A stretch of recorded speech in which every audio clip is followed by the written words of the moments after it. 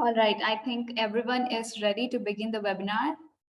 Good afternoon, everyone. Welcome to this webinar, Study and Work in Japan, Session 6. My name is Sakshi Roy, and I'm the Assistant Manager here with the University of Tokyo, India office. And I'm joined by Ms. Sakshi Verma to facilitate today's webinar. I'm delighted to see that there are so many students joined us today for this exciting webinar, Study and Work in Japan, Session 6, hosted by the University of Tokyo, India office and presented by our wonderful experts from world-renowned Japanese universities. So before we start, let me give you a brief introduction about Study and Work in Japan project. We are the part of Study in Japan Global Network project in Southwest Asia by MEXT, and our aim is to promote studying in Japan on behalf of all of the Japanese universities through collaboration and networking between overseas regional offices. Being a part of Global 30 project, we provide comprehensive information on Japanese universities, and we organize education fairs and seminars throughout India. So today is the 6th day of this webinar series and is sponsored by MEXT, the Ministry of Education, Culture, Sports Science and Technology in Japan. For all these sessions, our mission is to introduce Japanese universities to you and to assist you to study and work in Japan. So without further ado, let me begin by introducing our agenda for today. Yeah, Ms. Sakshi, please share the agenda slide. Thank you. So today's webinar is scheduled for 2 hours, and today we are joined by representatives from prestigious Japanese universities and students who are currently pursuing or pursued their higher studies in Japan. Each of the university will have a presentation time of 20 minutes, and after each presentation, we have a time for Q&A session of 5 minutes. All right, before we jump into the webinar, I would like to explain few rules of this webinar. There's a Q&A feature within your Zoom panel, so please feel free to submit your questions in the Q&A panel. And I request all the attendees not to post your questions in the chat box. Please post your questions in the Q&A box only. Also, I would like to request all the panelists to please be on mute and switch your videos off when you're not presenting. All right, so without further delay, let's start with the presentation on overview of study and work in Japan by Ms. Sakshi Verma, who is an alumni of Ritsumeikan Asia Pacific University in Japan. So Ms. Sakshi, I request you to please proceed with your presentation with all of us. Thank you, Ms. Sakshi. Let me share my screen. Just allow me a few minutes.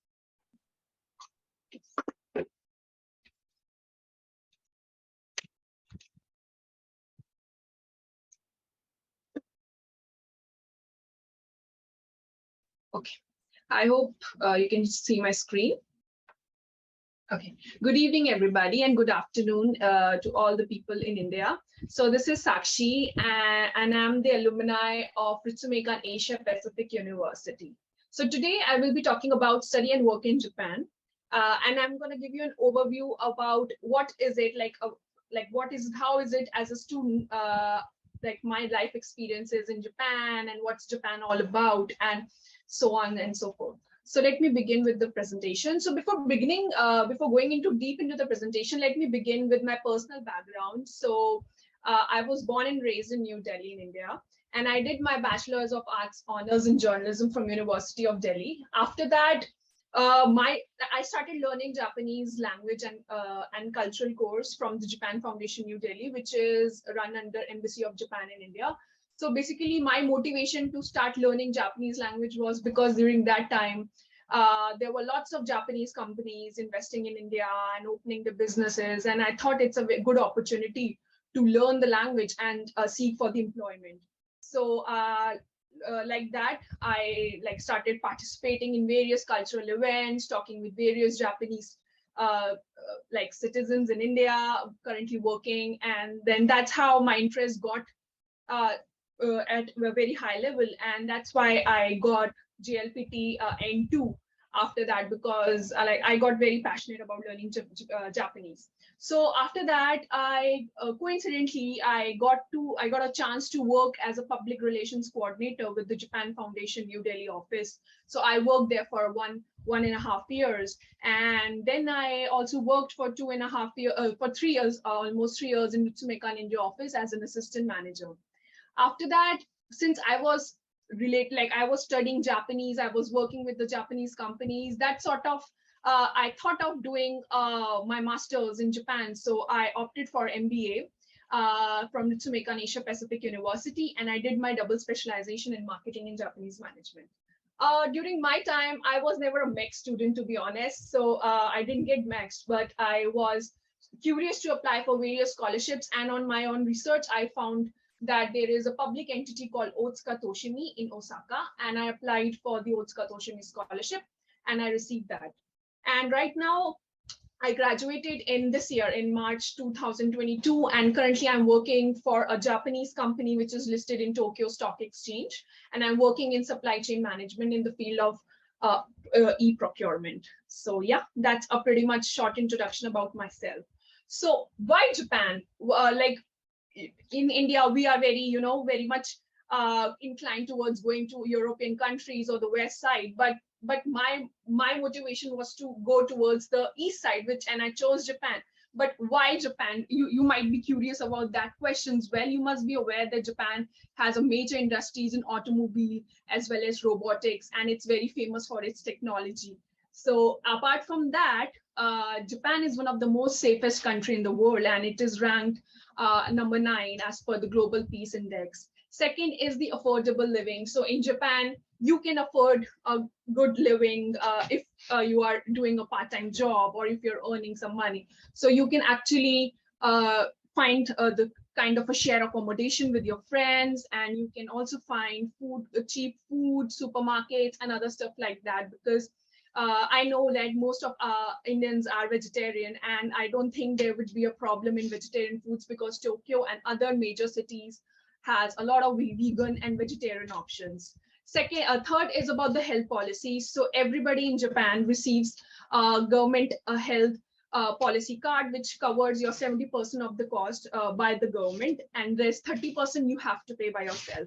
And fourth is the accessibility of the public transport. So the public transport in Japan is very punctual, and it has a great connectivity all over the major cities, and as well as in the suburbs. And lastly, there are lots of job opportunities for foreign nationals. Japan is opening up their borders for recruiting so many international like students and people who wants to actually, apart from students and people who want to do some kind of training program in Japan. So Japanese government are currently, as well as the companies, are currently looking for lots of foreign nationals to work over here. So this is a pretty much a reason like why you can opt Japan as compared to the Western part of the world.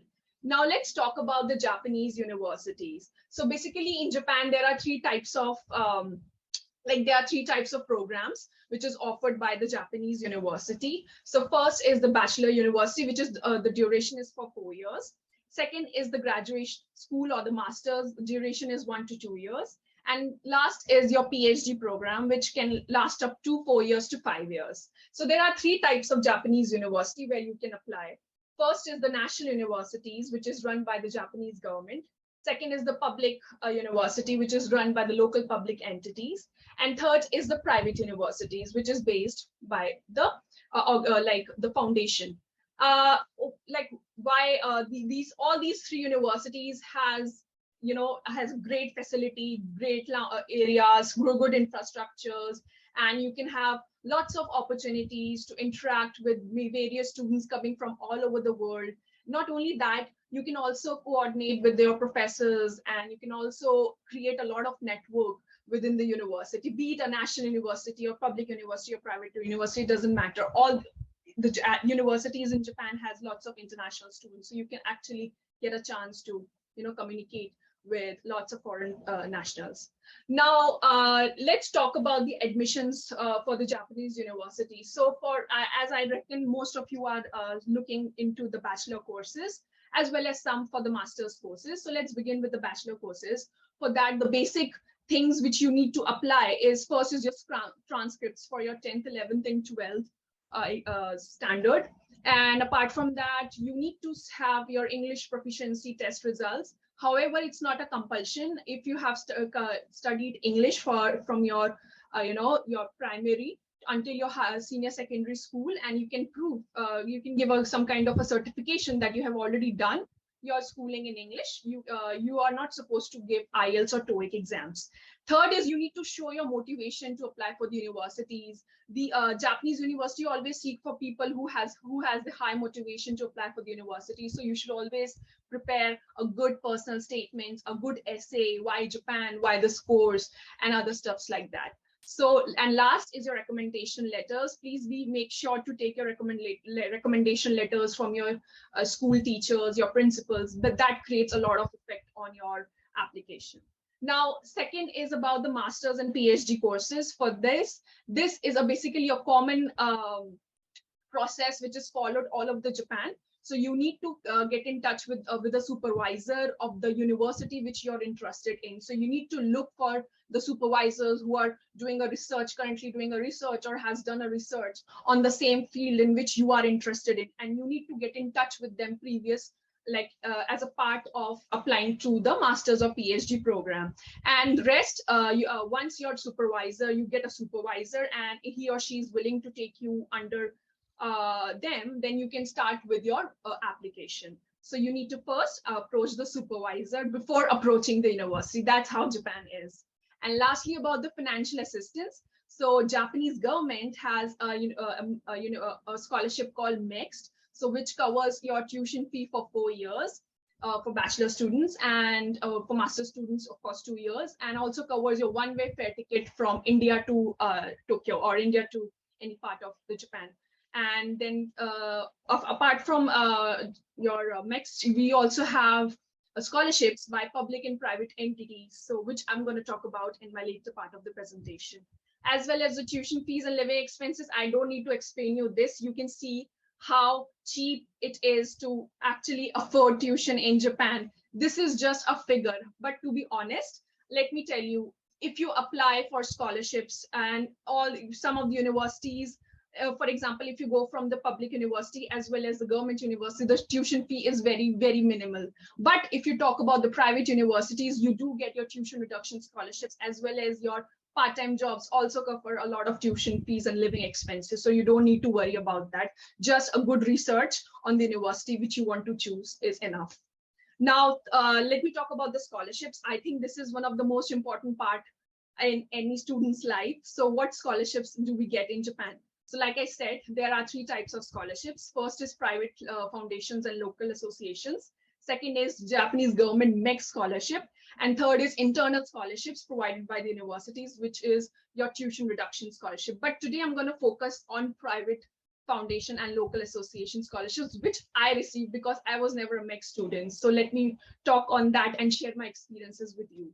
So my scholarship experience was, I received, when I did not get selected for MEXT, I did not lose my motivation. I did research, like what kind of scholarships I can get. I got in touch with my admissions my students office back in my university. So they were opening scholarship called Otsuka Toshimi. So I applied to that scholarship. I wrote some essays and I gave the interview. So basically the Otsuka Toshimi scholarship actually helped me a lot to reduce the financial burden.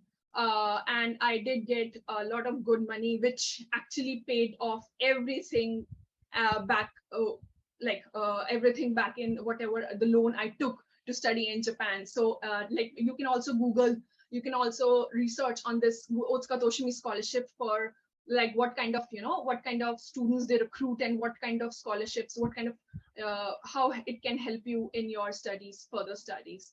So now for the job opportunities in Japan, basically, since there are lots of Japanese companies, so and Japanese of course is a requirement. However, if you think that Japanese is not your cup of tea, maybe you can learn a basic Japanese language and you can also apply for the MNCs. There are lots of MNCs where you can actually get English speaking jobs, say in recruitment, or you can be a teacher. So any kind of jobs if you're not interested into a Japanese company. So there are lots of job opportunities, and an average graduation salary after once you did your bachelor's, you received approximately 3.9 million yen. And like this, you can also basically find it on the GESO website, which we will be sharing you with later on.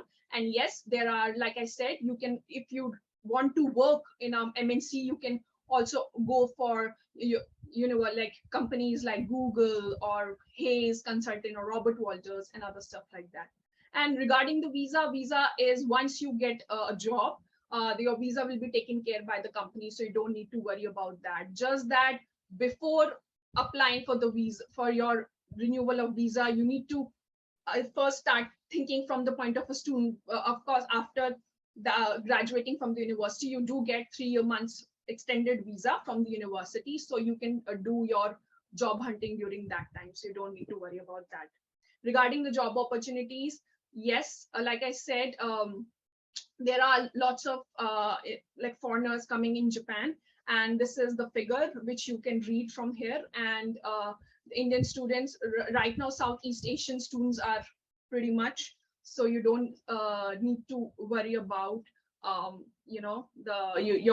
your community, because Japan has lots of foreign students, like I told you, so you don't need to worry about communicating with people. It's all about your network, how good network you create. And lastly, my life in Japan, in Japan has been pretty much very good. During my student days, I used to work, I used to volunteer for my research professors, I used to teach English, I used to be a resident assistant. So there are lots of activities which I did in my student activities, which has actually helped me in to think to the broader perspective. Thank you so much for listening to me. And if you have any questions, please feel free to message on the chat. Thank you so much.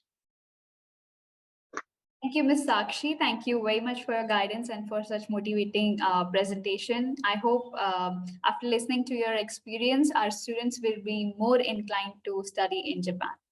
Thank you very much. So can you please share the agenda slide again? Sure, I'll do that.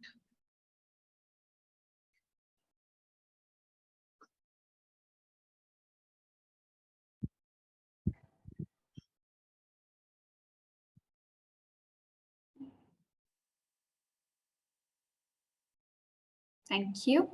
Now, let's move on to our next presentation by Tokyo University of Foreign Studies. So let me give you a brief introduction about the university. TUFS is a national specialist research university in Fuchu, Tokyo. So this is the best university for those students who are interested in courses like foreign languages, international studies, cultural studies. The university offers students the opportunity to major in 26 languages, including Chinese, Indonesian, Hindi, French, SEDS, and many more. So I would like to invite Professor Rei Ishida from TUFS for guiding you further about the university offerings. Thank you very much for the wonderful introduction. I also would like to thank all the members of the Study and Work in Japan session members, and also University of Tokyo India office for giving us this wonderful opportunity to share about our university. So may I start sharing my screen now? Yes, Mrs. Ishida, you can share your screen. Thank you.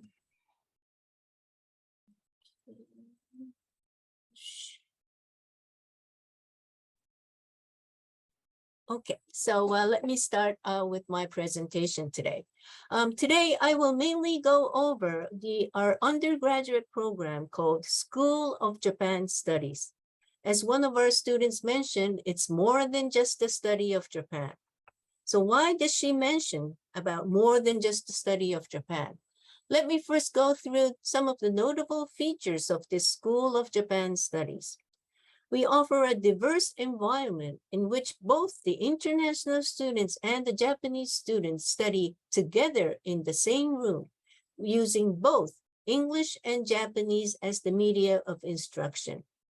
For this School of Japan Studies, although we mentioned that the classes are held in both English and Japanese, those who are not proficient in Japanese may also apply for this program. This is because we offer a very intensive Japanese lesson, especially during the first and second year of the undergraduate. So during the first year, all the mandatory courses are taught in English so that everyone will be able to understand and follow up the class. We accept 45 Japanese students and 30 international students, plus 10 international students from the third year, making it almost the same number of students for both Japanese and international students. Currently, our international students come from countries such as China, South Korea, Cambodia, Finland, Hungary, Italy, to name a few. I have to say that currently we do not have a student from India. I hope you will be the next one to enter our School of Japan Studies from India. Our next notable feature is that this is a program to study and discover about Japan comprehensively from international perspectives. We do not offer only Japanese language. This is a bachelor's program, undergraduate program, which you will study both the Japanese language and the Japanese, Japan and Japan-related issues. The fields that we cover are Japanese politics, economy, society and history, Japanese culture and literature, Japanese linguistics, and Japanese language teaching. During the first 3 years, our students will study about these topics along with the language, and in the fourth year, the students will choose a one topic, one field, and complete a graduation thesis. I mentioned before that those who are not fluent in Japanese may also apply for this program.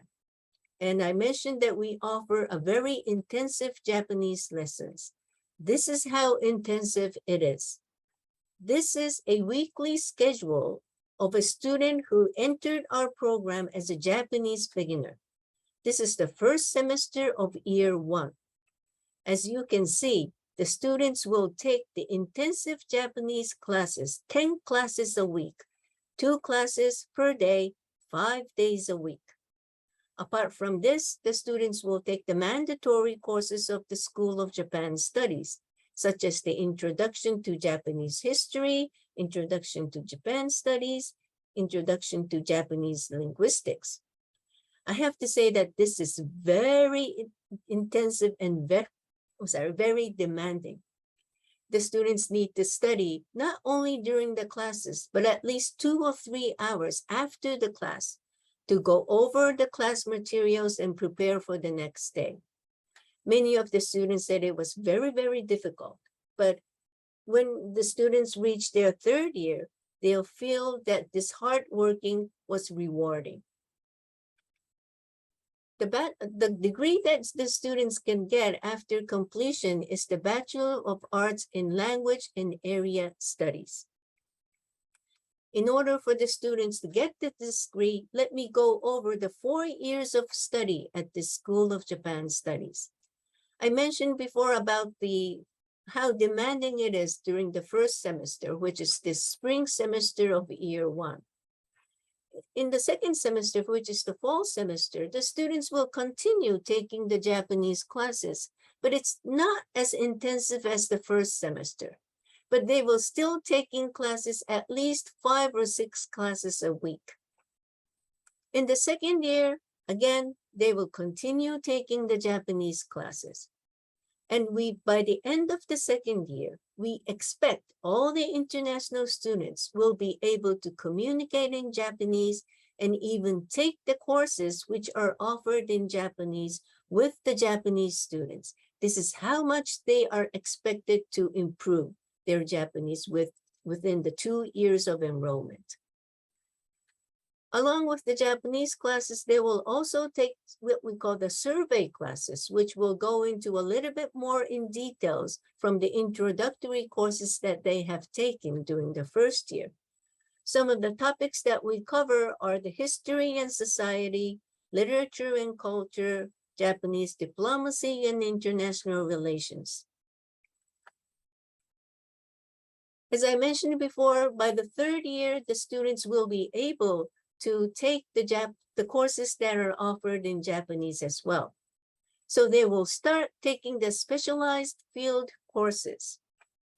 Again, the specialized field courses are divided into 4 fields: Japanese society, Japanese literature and culture, Japanese linguistics, teaching Japanese. As you can see here, 4 to 6 professors are in charge of each field, offering lecture classes and seminar classes. You may have heard about the seminar classes in Japan. We call it zemi in Japanese. The students will choose 1 or 2 zemis to focus on the topic that they would like to study for. And in the 4th year, they will write their graduation thesis under the supervision of one of their professors. So this is how the 4th year is. While they are working on their graduation project, they will also be attending the research seminar courses provided by their academic supervisor.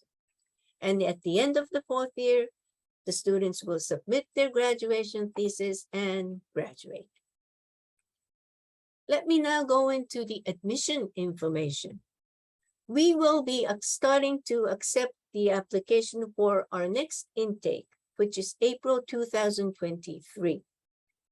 For those who are currently residing outside of Japan, will be able to take what we call the high school recommendation examination.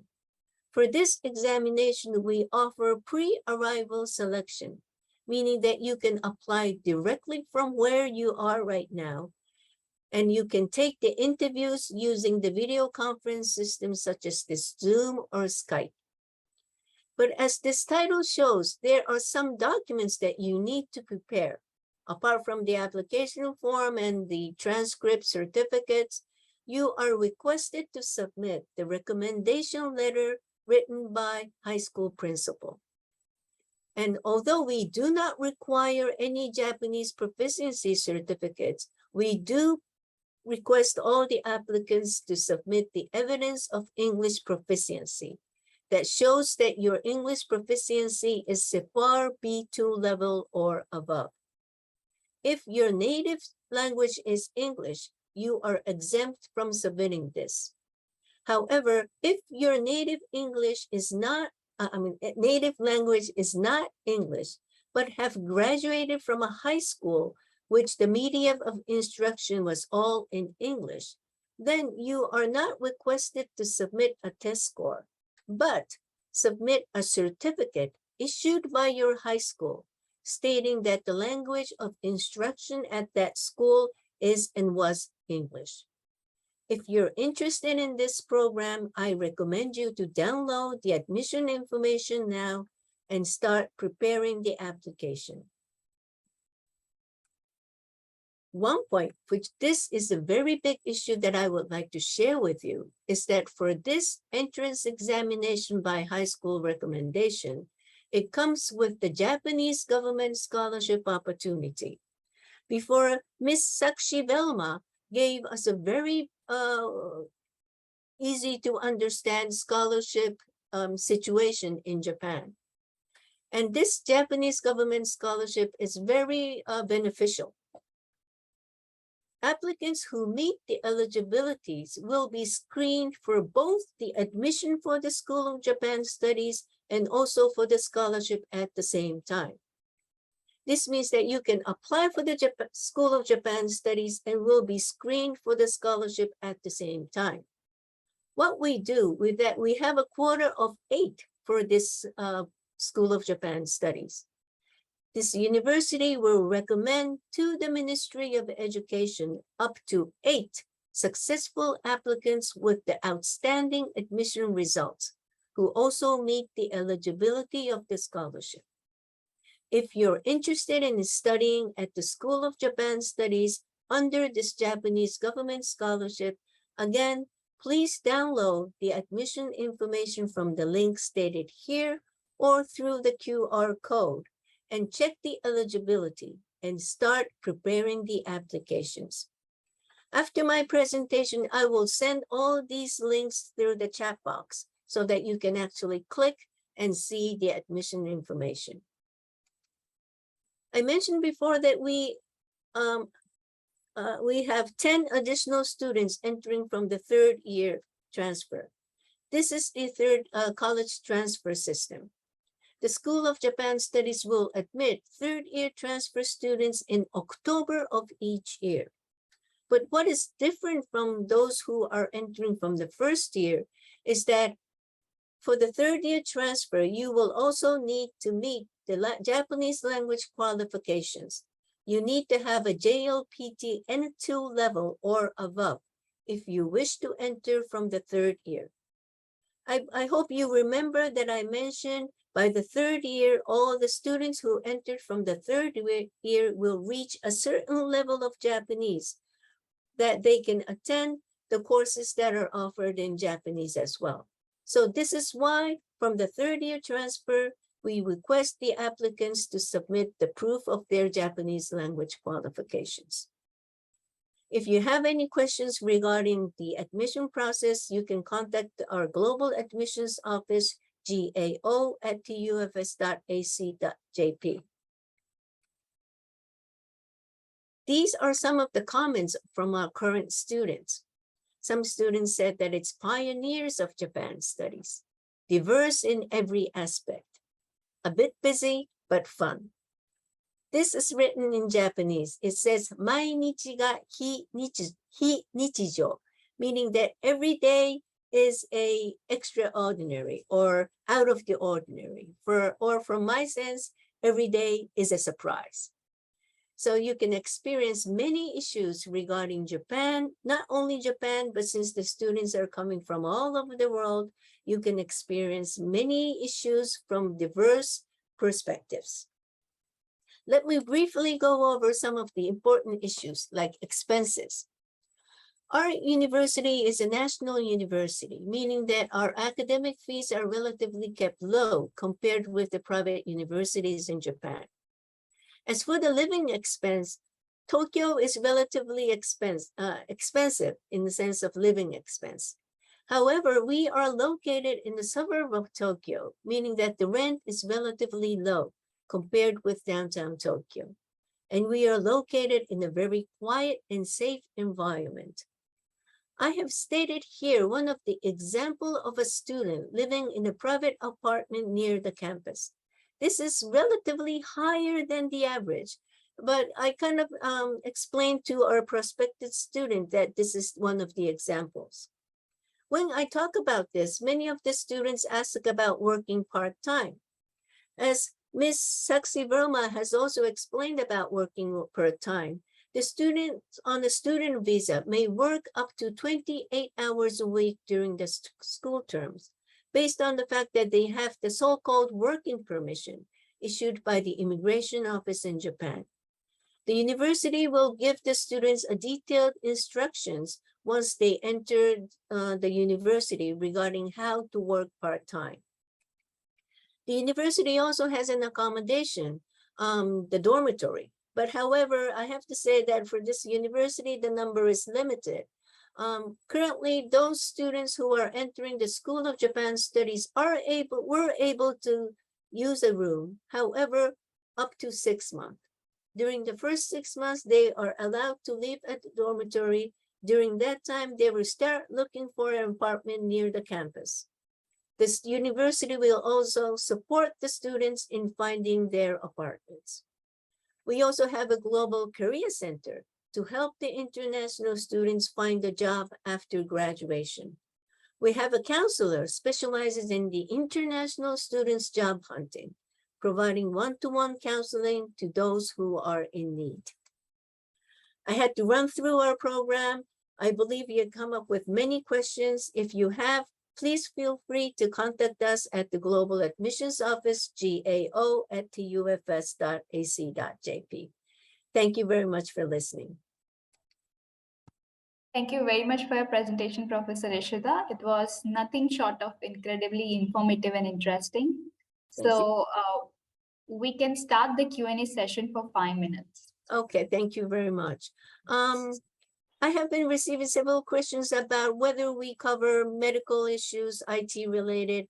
I'm sorry, as Ms. Saxi Roy has introduced us, we specialize in humanities, such as international studies and language studies. So I have to say that we do not have any programs that are related to science or IT or medical. I'm sorry to say that. Okay. Do we have a Bachelor of Fine Arts? I'm sorry, we do not cover fine arts in a sense. The programs that we can offer, especially the ones in English, is the School of Japan Studies. We do have the two other undergraduate programs called the School of Language and Culture Studies and also School of International and Area Studies. But not all the courses are offered in English. So you are requested to have a very high Japanese proficiency for those two programs. Okay. Okay.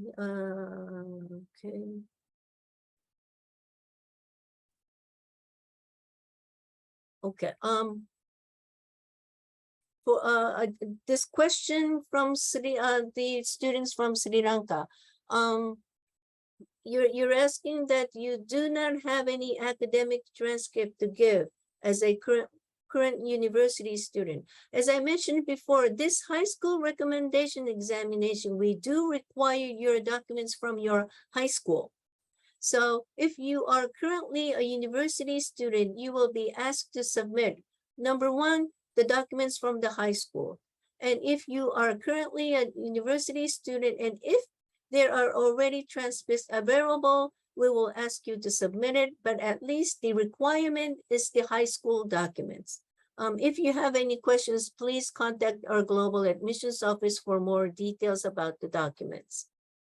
Okay. Are there any opportunity for the postdoctoral program in arts and humanities?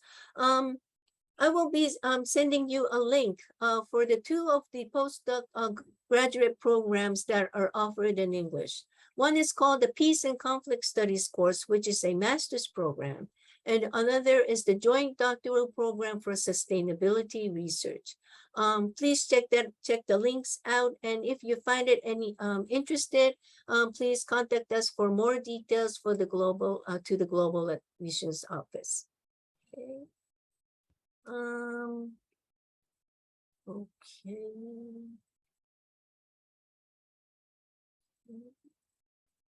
Yes, as I mentioned before, we only cover political science, social science, those fields. So I'm sorry, we do not cover any other fields. Okay.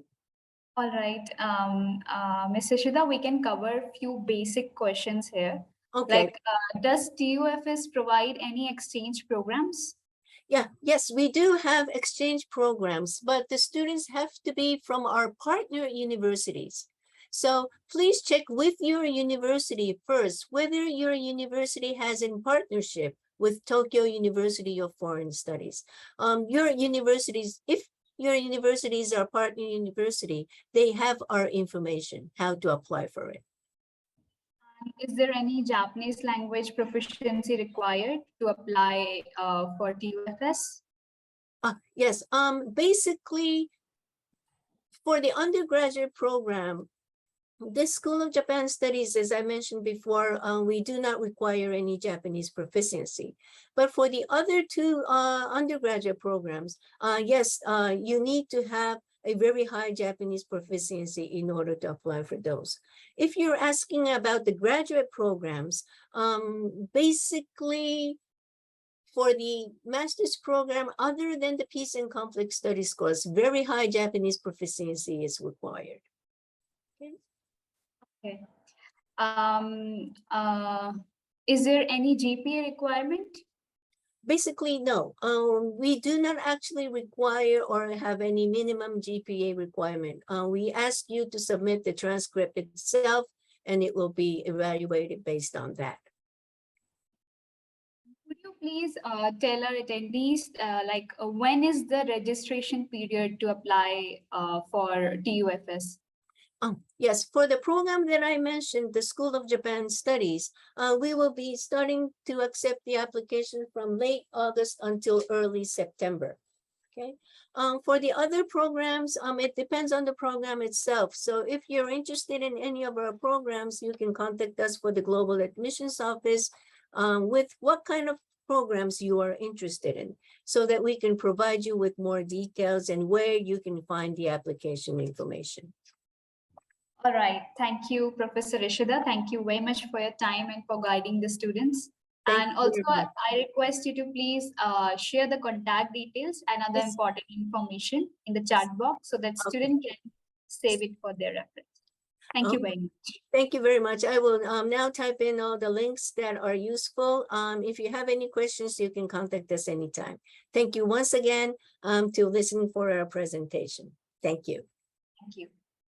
Yes. Can we have the agenda slide, please?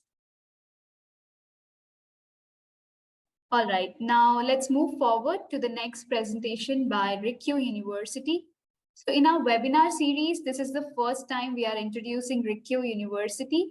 It is a private university in Ikebukuro, Tokyo, Japan, and is known as one of the 6 leading universities in the field of sports in Tokyo.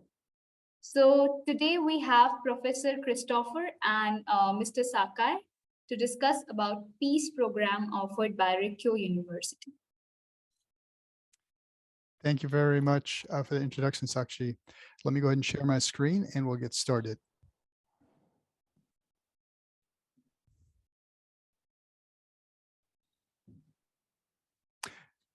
Thank you. Hope you all can hear me. I'll try to speak as clearly as possible. Thank you very much, first of all, to Tokyo University for allowing us to do this. Thank you to Sakshi and Sakshi for the excellent coverage. And thank you to my colleagues for again, allowing us to present today. And thanks to all of you for coming. My name is Chris Keaveney, and I'm an assistant professor in the Global Liberal Arts program at Rico University. Today in a presentation, I think I have 25 minutes, looking at the clock here. I have 25 minutes, so I'm going to present about the university. I'd like to present about what we call the Peace program, which is our English language program, and the 3 academic programs that are under the aegis of Peace.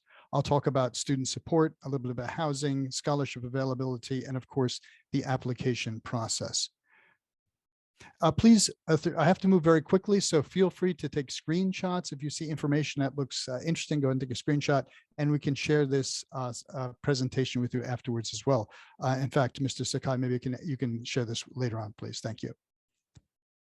So Rico University is, first of all, an old university by Japanese standards. It goes back to 1874. So very shortly we'll be celebrating our 150th anniversary. It's a private Christian university associated with the Anglican Church. It's a liberal arts institution, and it is a large institution with nearly 19,000 undergraduates, nearly 1,000 graduates, and about 800 international students. The library is a substantial library that has about 1.8 million texts, items, and we participate in a very exclusive consortium with other leading universities in East Asia, Peking University, Seoul National University, and the National University of Singapore through what we call the ACE program. We have a long history of English language education, and this new program I'm describing today, the Peace program, builds on that long tradition. In fact, all of the education was conducted in English in the beginning of the 20th century. So this new program builds again on that strong tradition. A little bit about, so it's located in Tokyo, and I don't know if anybody here has been to Tokyo, but Tokyo has a number of different hubs, centers. And we're in a very interesting location called Ikebukuro, which is, among other things, the anime capital of Tokyo, and also a very international area with a very large Chinatown. So it's a really exciting, dynamic area. The campus is located within 5-minute walk of the train station. We have a second campus in Niza, which is about 35 minutes from the main campus. Both campuses are very conveniently located to international airports to provide easy access to getting back and forth. We are, just a few numbers to get started, we have been designated a top global university by MEXT. We belong to the elite, as Sakshi just mentioned, the elite Big Six University Consortium in Tokyo, including Tokyo University, other longstanding universities. We have been voted #1 for International Outlook among private universities in the 2022 Times Higher Education poll. We do well with research grants, in fact, #1 in 2015 among private universities.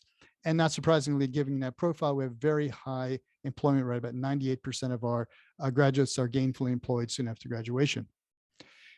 So the new program is an English language undergraduate program called PEACE. Now, it's not about peace studies, it's an acronym, and you can read the acronym here. But essentially, we're trying to cultivate students who are able, through strong communication, analytical skills, and ethics, to contribute to a more ethical and peaceful world.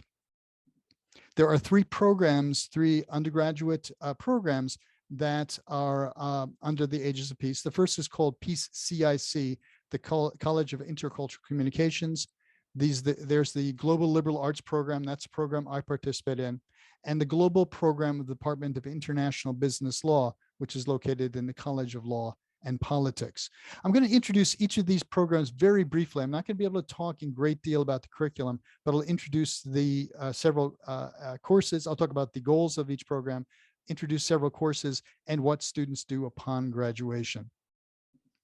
One thing that all three programs have in common are very small class size. The average size is about 12 to 15 students. This is what we envision. In fact, the program I teach, GLAP, which is the one program among the three that already exists. We've been around, going into our 6th year. We have class sizes that are, again, generally under 12, sometimes larger, sometimes smaller, but an average of about 12 students. Let me first introduce Peace CIC, the College of Intercultural Communications. Peace CIC is about communication in a multicultural world. So students will choose from among 4 different concentrations, and they'll choose courses that relate to communication and to cultural understanding. The 4 fields are language studies, translation and interpreting studies, communication studies, and global studies. Among the courses that'll be offered, this is a new program, by the way. The department is long-standing, but this new English language Peace program is brand new. And PCIC will include communication and citizenship, language and identity, globalization and gender, and an introduction to interpretation. They also have a simultaneous interpretation course, bilingualism, Orientalism in the media, a number of courses. There's a great number of courses. This is just a sampling of the kind of courses that are offered. Students are expected to pursue careers that require intercultural competency and also strong communication skills. They include language teaching, of course, translation and interpreting, but also international development and global companies and NPOs. Again, the department has been around for some time, the School of Intercultural Communication, and these are the kind of careers that students pursue, and of course, graduate school. The program I participated in is called GLAP, Global Liberal Arts Program, and this builds upon the strong liberal arts tradition at Likyo University. Students choose a major concentration from among the 3 offered in business, citizenship, and humanities. I chair the humanities major. We have a late specialization feature, which means that students take courses in all 3 areas, and they choose their major, the concentration, after in the junior year, usually after studying abroad. I'll talk about study abroad in a moment. We have an intensive academic advising program that starts as soon as the students arrive, they meet their academic advisor. So there's a strong advising program, and there's a strong focus on leadership. In fact, all students take global leadership courses in the 1st and 2nd year. Global leadership program is a pretty big program at Likyo University, and all of our students participate in that. This program, I say, we've completed 5 years now. And here are some of the courses we offer. Tutorial is a seminar style course that is limited to 3 or 4 students. All students take that in freshman year. And this gets them accustomed to participating in class, giving presentations, all of the things that we consider quite important. It's also Japanese literature in the world, civil society organization and corporate social responsibilities, business and society, And we also have a really robust study abroad program. It's highly recommended. It's not quite required, and certainly for international students, studying in Japan is your study abroad experience. But if you wanted to, you could also study abroad for one academic year in North America or Europe. We also have a partner institution in Hong Kong. So these are all partner institutions. And so we again, highly encourage students to consider studying abroad while at Rico University. GLAP graduates, we have 2 years worth now, are expected to play an active role of working for international organizations. Our graduates are, almost all of them are employed soon before graduating, in fact, usually.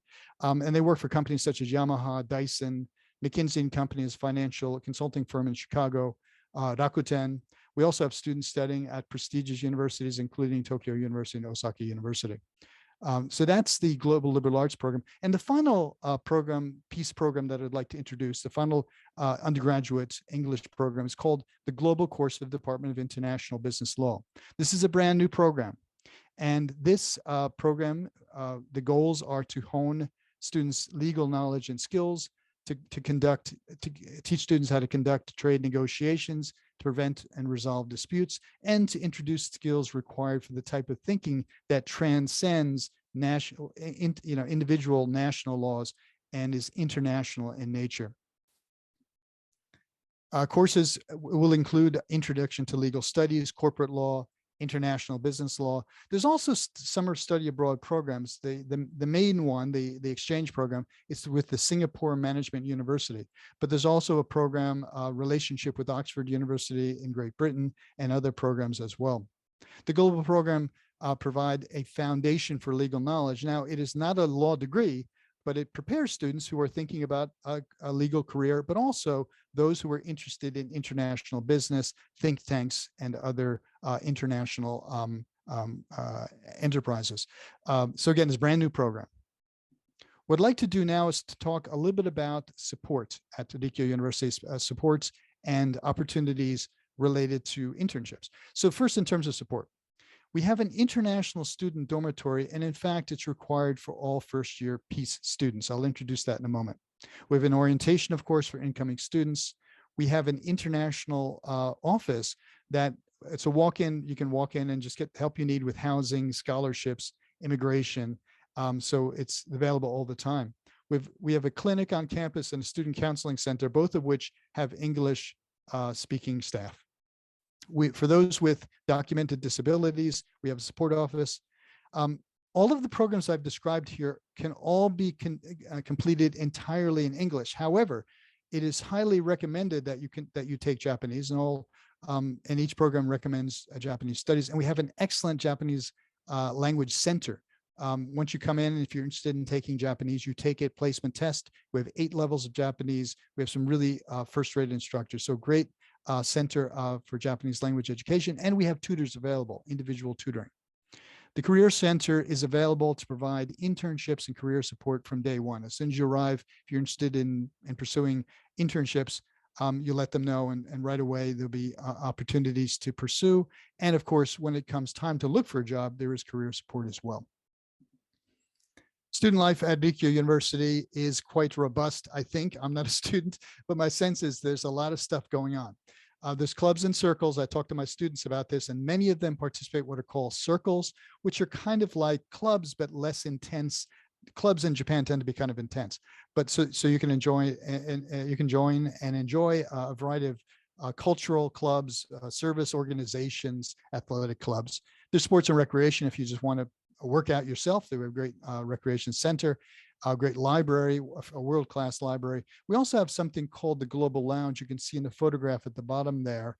The Global Lounge is a place where international students get together with Japanese students, and they have cultural activities. They do a lot of food stuff.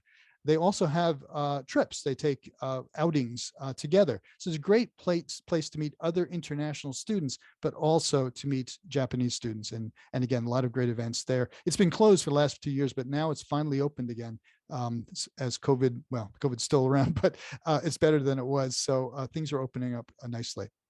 We have a great housing situation for incoming students. Students are required to live in what's called DK House Narima, for the first year, all peace students live.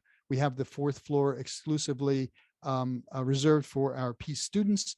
We have professional staff. We have upperclassmen there, and so it helps you to acclimate to Japan if you're coming for the first time. And it's conveniently located about 30 minutes from campus. Thereafter, if you decide to continue, you can decide to live in a dormitory. We have other dormitories available. But if you wanted to do a share house arrangement, apartments, we have Tokyo's got a lot of housing, and Ikibukuro's got a tremendous amount of housing. So we could help you to find that. We have a real estate agent we work with to help students to find housing if they need some help. Internships are a very important part of the undergraduate experience. I recommend every student to try to do an internship. And we have great internships available, and some are especially for international students. We have a job search seminar for international students as well. One of our internships is called an overseas internship. And I talked to 2 of my international students about their internship experience. And you can take a screenshot of this. I won't read the whole thing. But one student from South Korea did 2 separate internships, one at ASEAN organization, of course, well known. And that was a volunteer, but gave him great experience. The other is with an IT company from the United States, and he made quite a bit of money, he tells me. That was and was given job offers as a result of that internship. So again, internships are great. The second student, a student from China, did her internship in New Zealand. So this is a special, the overseas internship I just referred to. So you can actually do an internship, short-term internship during the summer break, I think. Might have been during the winter break, I forget. But it's a short-term internship abroad. So you get some international experience and while getting, and actually it's a college course. So she actually got college credits for that as well. Let's talk about something very important, the tuition and housing fees. Likyo University is a private university, and as such, the fees, as we learned earlier, are going to be higher than the national and public universities. But I'll look at the numbers. For the global program, Department of International Business Law, it's 1,200,000 yen, which is, if you allow me to put it into US dollars, it's about 9,000 US dollars. For PCIC, 1,100,000 yen, about 8,500 current rate. And for the Global Liberal Arts program, my program, which has a very low teacher to student ratio and advising, it's a little more expensive, about 14,000 US dollars. As was pointed out earlier, the average price in the United States is about 38,000 now for a private university. So this is still a bargain by those standards. And the news gets better because we also have our own university scholarships, along with the other ones described earlier, MEX and others. We also have generous scholarships provided by the university. The first is called the Likyo Promising Future Scholarship. This is available only to incoming students. So it's designed especially for those coming incoming students, freshmen. And this one, there are 10 recipients. It's 1 million yen. And if you enroll in September, which again, for many of you might be the case, it's 1.5 million yen. So it's very generous. And it's based on obviously your high school grades and your other application materials. Thereafter, from 2nd to 4th year, from sophomore year to graduation, there's another scholarship called the Likyo Exceptional Student Scholarship, and this is based on GPA student performance. There are 30 recipients of this generous scholarship, and there are 2 versions. 5 students will receive 800,000 yen, and 25 students would receive 600,000 yen. Now, along with this, before I move on, I will say there are other scholarships available. I think that was already introduced to you earlier. And also, as was introduced by my colleague earlier, there are, you can work. And in fact, there are excellent opportunities to teach English. Most of our students teach English, in fact, as a part-time job. And you can do that and make a substantial amount of money to help supplement to help facilitate your academic studies. I'm going to go through this very quickly. These are the entrance requirements for the PEACE program. We do have requirements, and I think they're very clearly stated. However, because they're different depending on the country or depending on the type, the country of origin of education. I can't go through them in great length. So take screenshots, and also later I'll show you where you can find all of this information. It's all available online, but I'll go through it quickly. So for those doing international A level, and for those incoming students from international A programs, we have, for example, a minimum score of 8 for a scholarship 11, and their IELTS score is 6.5, TOEFL score of 94. You can see the numbers down below. For those doing some of you do IB, perhaps IB program, IB diploma program, minimum score of 28 for the scholarship, 35 eligibility. And again, you can see the other scores down below. I'm just moving very quickly through this. I apologize. For those Australian tertiary admission rank, the ATAR, you can see a minimum score of 79, 85. This is true for those who are attending, for example, international schools with an Australian affiliation. And again, you can see the TOEFL IELTS scores as well. For those who are in the Canadian, are coming from a Canadian school or in the Canadian international school system, you can see the scores here. It's a minimum score of 65 for each subject, 80 for each subject for the scholarship. SAT scores of 1170, has to be at least 600 for the English section. ACT, English section 25, scholarship 1250, English section 650. You can read that information there. Again, take a screenshot for that. The United States system is much the same. SAT scores, again, the same scores there, or the ACT scores. And you can see the other conditions down below. Again, this is all online. So what I'll do is, if you want to go ahead and access this QR code, you can go ahead and take a photo of that QR code, but it's also available online. If you just simply go to Likyo University Peace entry requirements, you'll find it quite easily. Just Google that and you'll find it quite easily. Here's the application schedule, and this is brand new. We just got this recently. So the system is all done online, and the system opens on October 14th. So that's when the application becomes available. The deadline is December 2nd. So all materials have to be submitted by December 2nd, and you'll be notified by January 20th. However, if you miss that first round, there is a second round. The second round opens on January 30th. The deadline is February 13th, and then the notification will come on March 10th. So again, this is these are the deadlines. You can go ahead and take a screenshot of this, but this is also will be shared with you later. So thank you very much for that. The Peace program, more about the Peace program. Again, if you like to use QR codes, we got one right here for the entire program. All the information about application admissions is there. And if you want more information then about Likyo University, life at Likyo University, we also have an Instagram site, Likyo University RSP, and we have, again, the code here. So by all means, feel free to access any of that. I thank you very much for your patience today. While I went through all of that material very quickly, I'm sorry to go through it so quickly, but certainly we'll share this with you. And now, thank you. I'll stop sharing my screen and we'll open up for the question and answer period. Thank you very much. Thank you so much for your presentation, Professor Christopher. It was very fruitful and extremely grateful.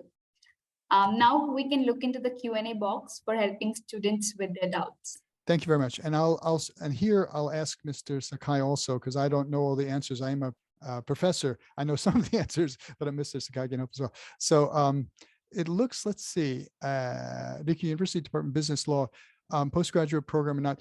This is actually an undergrad. These are all three of these are undergraduate programs I'm introducing today. There are 3 English language. I know many of you seem to be interested in graduate degrees. We have 3 English language graduate degrees. I don't know as much about them actually, but online, if you go to the website and you'll just go to the English language coursework, you'll find those 3 programs as well. But this is an undergraduate program, sorry. Psychology. Well, we have just about everything at Rikyo, but most of it is in Japanese. Other than the 3 programs I'm introducing today, most of them require a high level of Japanese. And if you have that high level of Japanese, then you can simply go to the website and you can see the application process. These are all English language programs. Or is there an orientation for jobs in the seminar. Oh, maybe you're asking about the seminar as a whole, not me so much. But yeah, so well, I'll answer. So Likyo University, yes, there is. We do, as I mentioned, we have a very lively career center, and there is seminars related to jobs for those seeking them. But I'm not sure if that's your question. I'm sorry. Okay, psychology, sorry. Yeah. Yes. PhD programs in English literature. No, unfortunately, again, there's PhD program in literature, but in Japanese. Very good. Thank you. Mr. Roy, do you have any questions? You had some questions for the earlier speaker. Did you have any questions for me? Maybe I'm missing some of the questions down below as well. Yes, Professor Christopher, I would like to ask a few questions. Does Rico University have any short-term programs or exchange program for students? Very good, thank you. So what we have a great number of exchange programs for example, if you come to Likyo and you join our program, become a four-year student, as I mentioned, we have a lot of study abroad programs, and you're eligible then to study abroad. For example, in our own GLAP program, we have 20 partner institutions. So while you're studying in Japan, you can then study abroad elsewhere, and they supply support for that. In terms of coming to Likyo for a short term, there are some short-term programs, but as was said by the earlier speaker, these are generally partnership institutions that have that. But again, my earlier point is if you study at Rico, then you can study abroad elsewhere, and that's relatively easy. And if you really want kind of like an international experience on top of an international experience, that's a nice way to go about it. All right, thank you. My next question is JLPT required to apply for a peace program? No. So the way the Japanese works is that all three of these programs require no Japanese. They're all conducted. You could complete all three of the programs in English. We certainly recommend that students start studying Japanese in the first year. But you're not required. None of them require Japanese.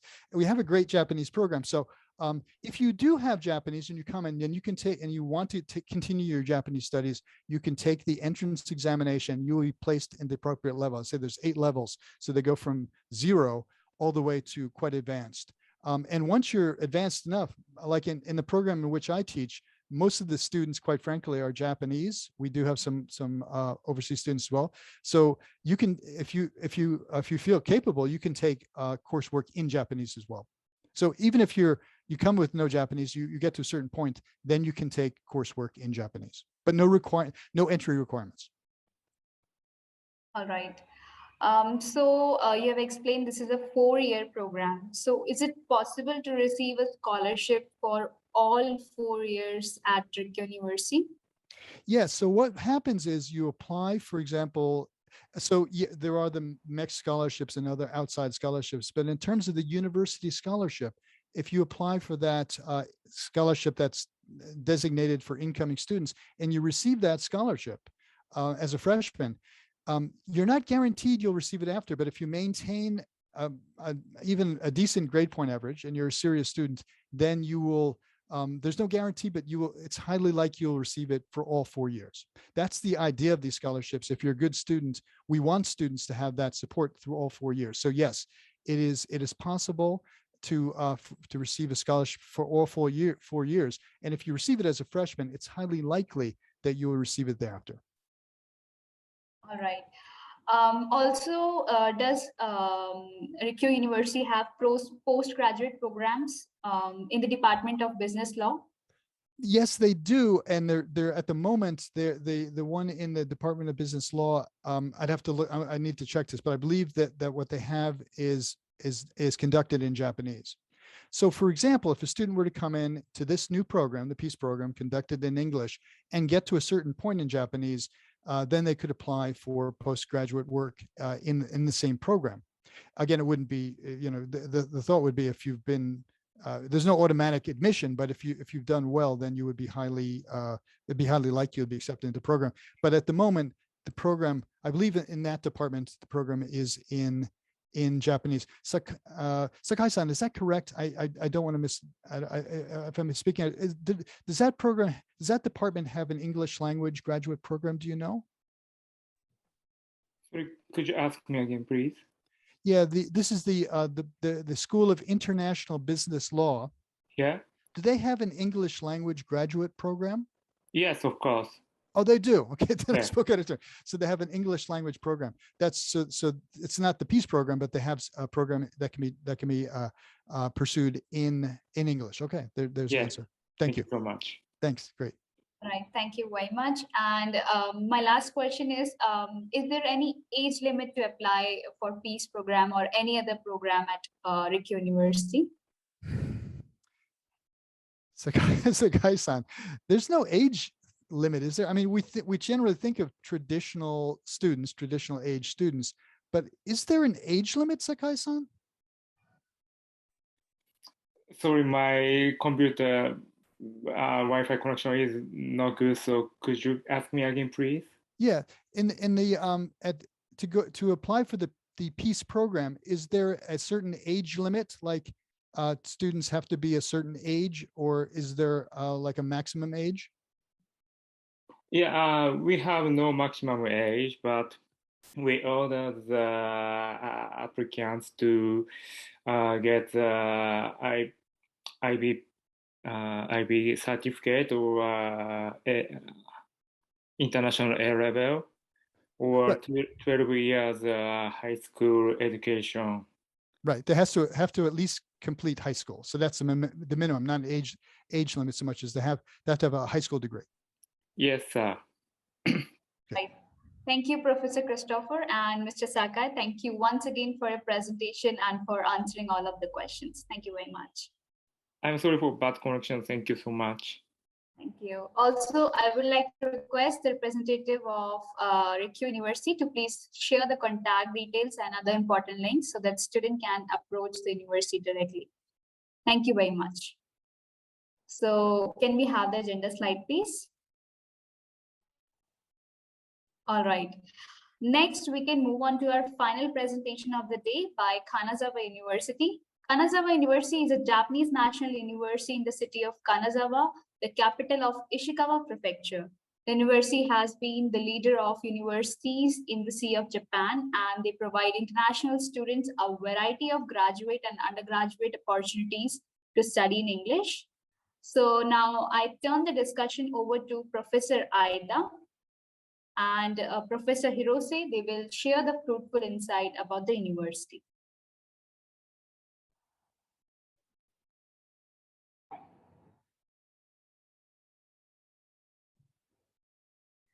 Professor Aida, could you please unmute yourself? Hello, everybody. Can you hear me? Yes, we can. Thank you. Perfect. Thank you very much. Okay, thank you very much for this opportunity. I'm really happy to be with you all today. And because I know we are the last presenters and I don't want to waste the time, and I would like to just jump to our slides and give a very brief introduction of our university, and then we will have that Q&A. We have, I think, only 15 minutes, so I will try to be on time. Okay, so this is my slides. You can see them, no?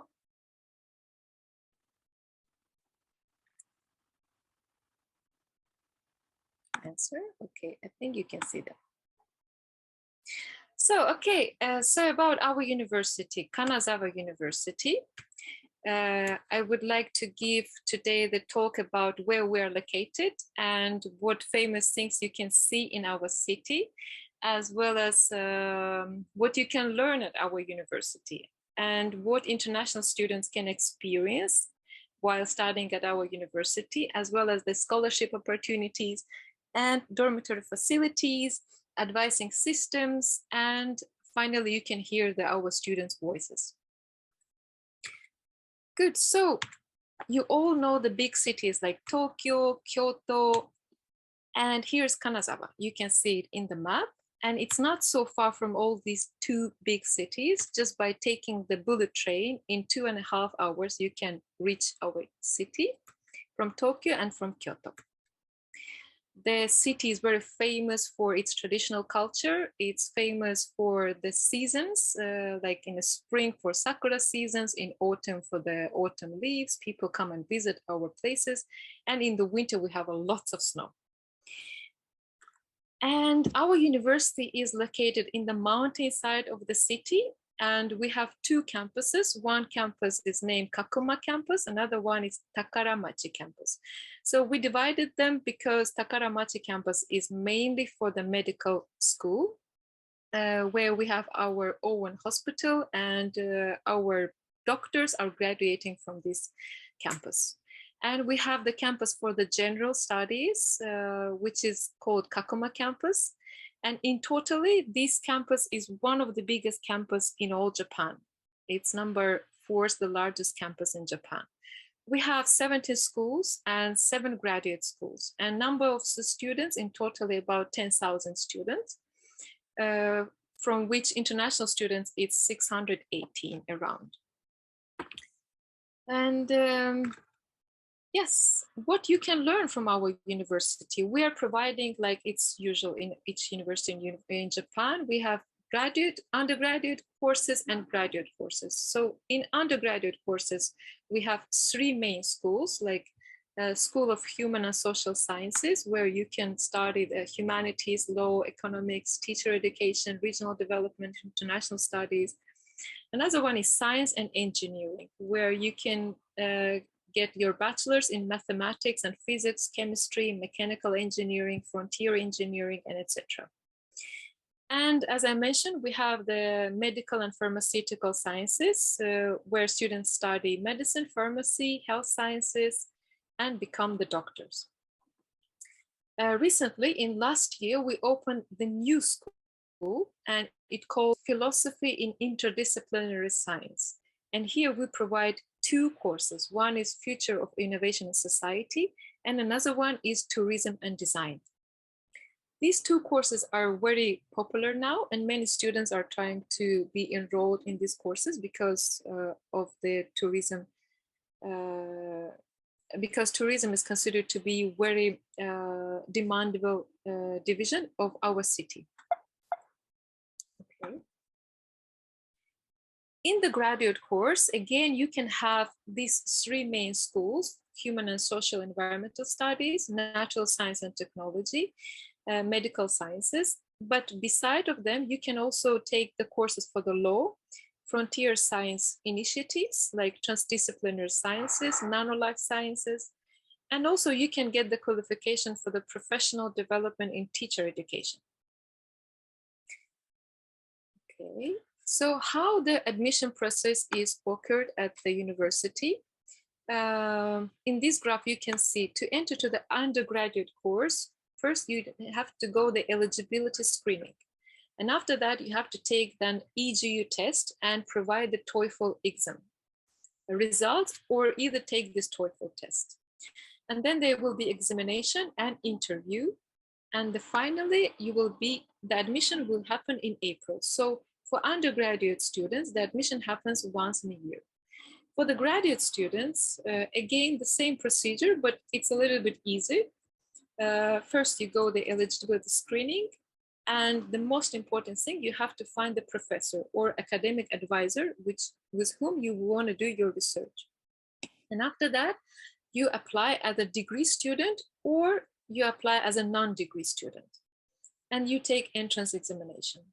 And examination happens like through the interview or the evaluation of the documents. And the admission we conduct it 2 times in a year. It's April admission and October admission. Besides of that, we have short-term exchange programs where students can come and study only for 6 months or for 1 year. And these programs are very popular between our partner universities.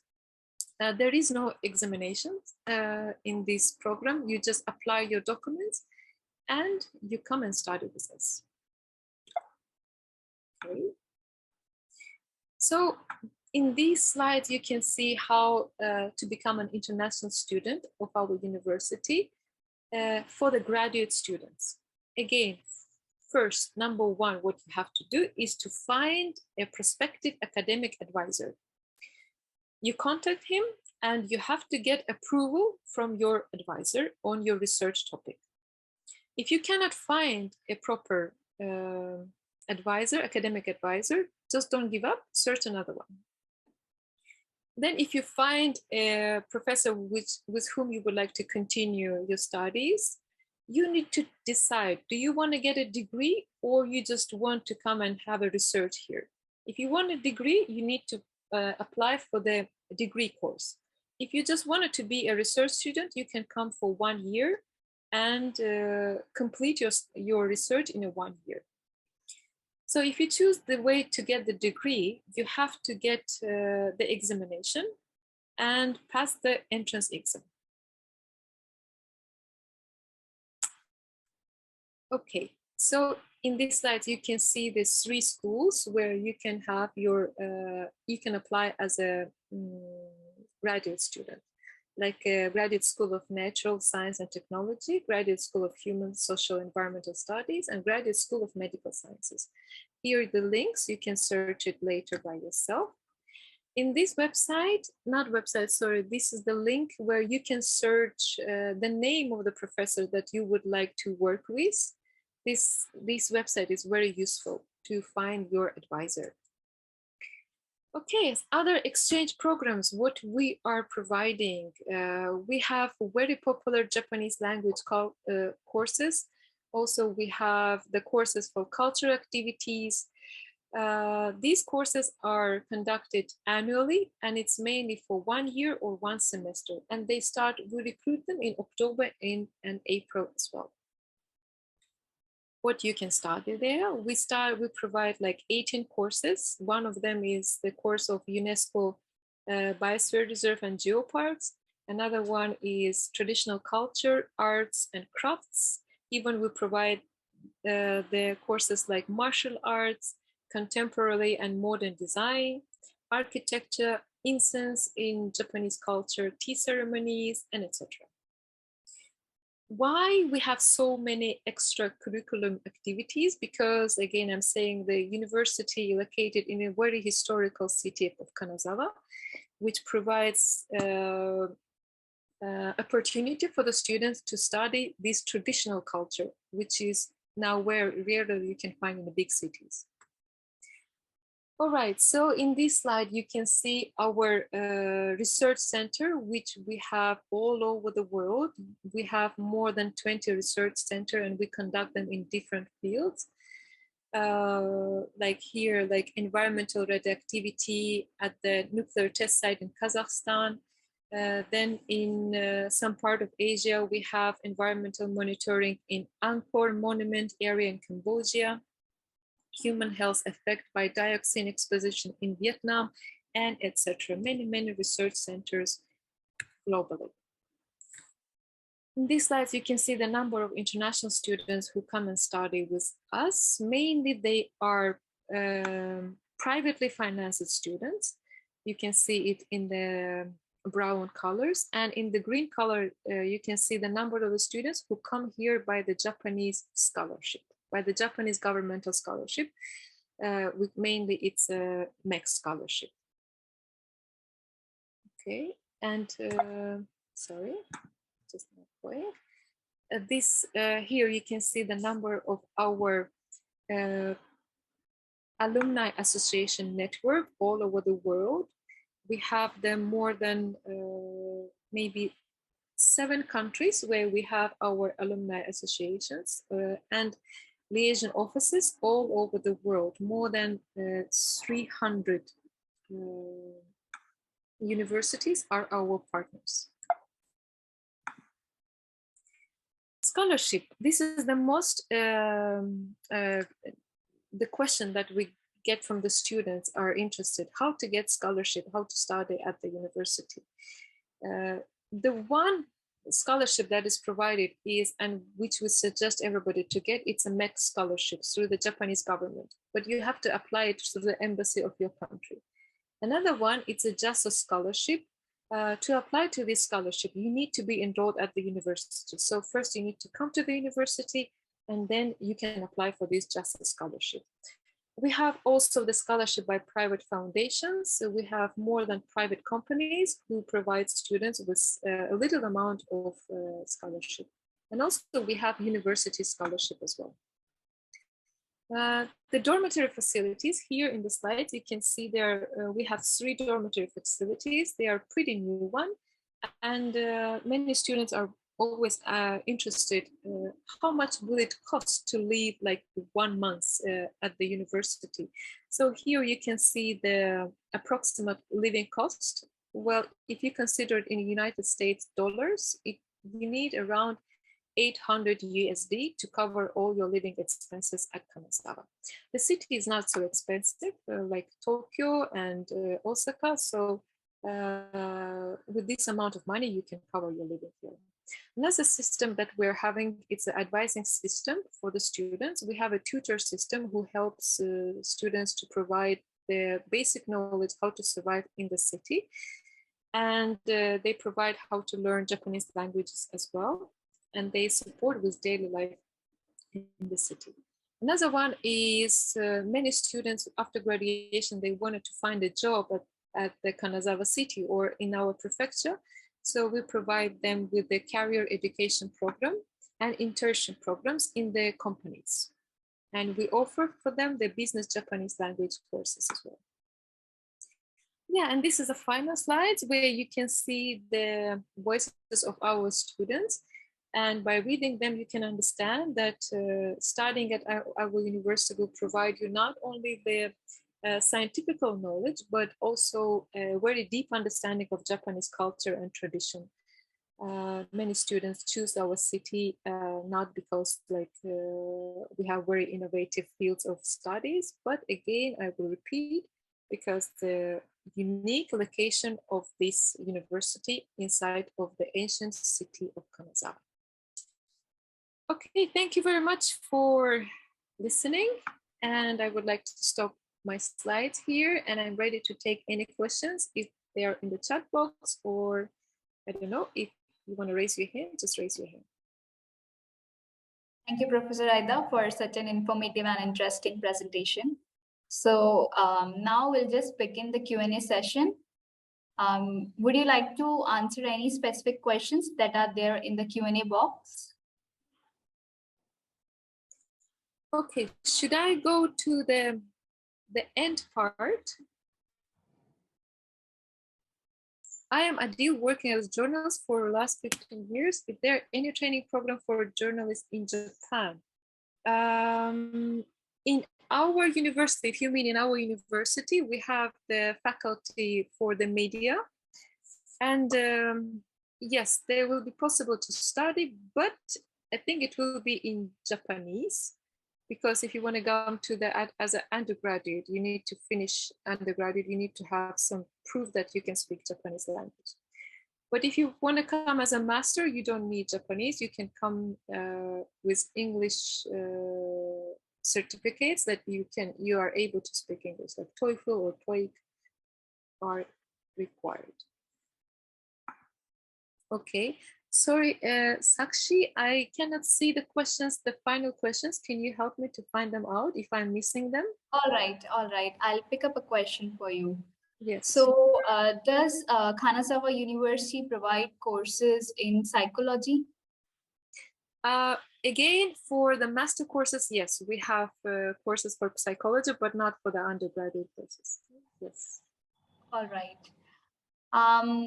Does Hanazawa University offer medical courses for undergraduates in English? Unfortunately, no. They're all in Japanese because, you know, to finish, to become the doctor in Japan, you have to pass the national examination, and that exam is only in Japanese, and therefore all courses for undergraduate students are all in Japanese.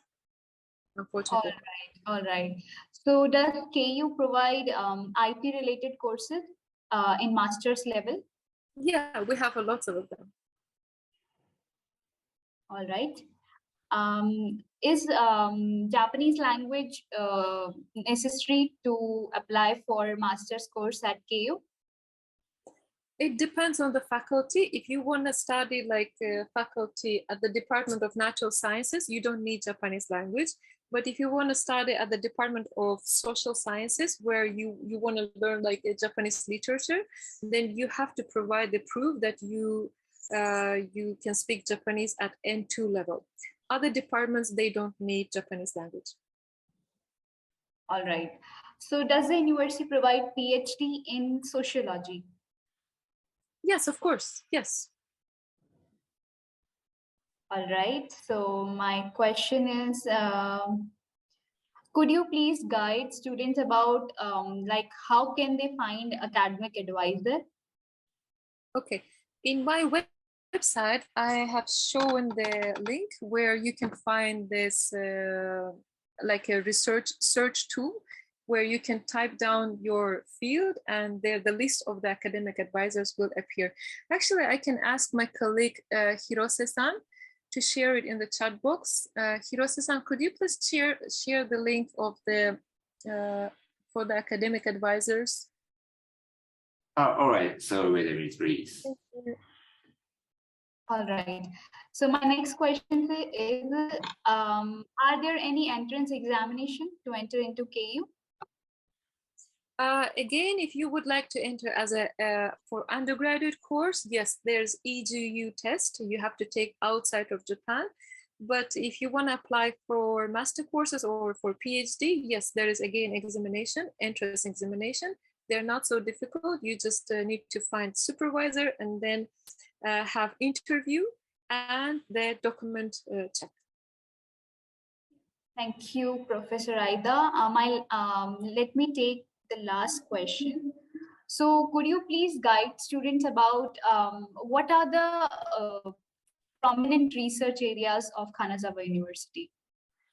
One of the prominent researchers is we are doing in medical sciences. Medical sciences is, especially for the cancer research, is one of the prominent one. And the other one is the Institute for the Natural Sciences, where we have like fields in like nano development sciences, Nano Life Institute, where we are doing research on biomaterials and atomic microscopy. All right, thank you. Thank you so much, Professor Aida and Professor Hirose. Thank you for your presentation and for answering all of the questions. And I request Thank you very much. Yes. Yeah, I request you to please share the details and other information in the chat box for our audience today.